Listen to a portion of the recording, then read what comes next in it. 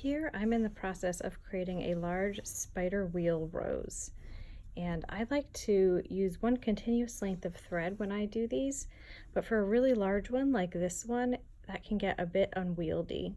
So in this case, I am almost out of this particular length of thread, and I'm going to show you how you can stop and start again so that it doesn't interrupt your weaving as you go around in a circle here. So you can see I've gone underneath this spoke, I'm going over this spoke, and I'm going to keep doing this under and over until I can't go any farther. Now here I'm like almost at the end here, and so I've gone under this one, I'm going over this one, and this is where I'll go under again. And what I'm going to do is actually go underneath and stick my needle through the fabric here as I go underneath. And this kind of hides where you're leaving and starting again. And I would normally just stitch underneath and secure that thread.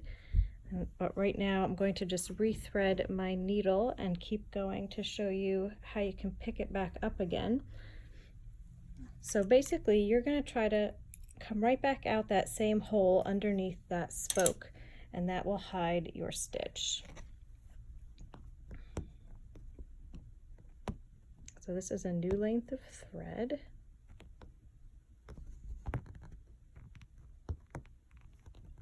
Come out right about there. And you're just going to continue that weaving motion. So underneath here, over this spoke, under this one,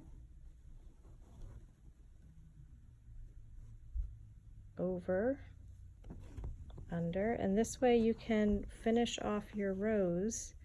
And as you continue to go around, it's going to hide where you came out here.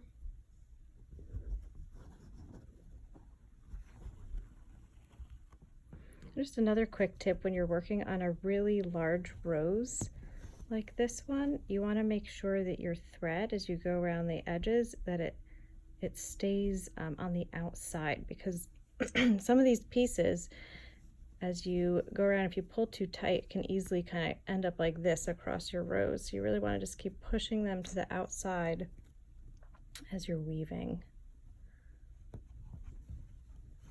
So here's underneath again, over and under. And you're really going to just be able to finish that off, go around the whole, all your spokes to the very end, and then you're going to just tuck your needle underneath, and that's how you can tackle a larger spider wheel rose.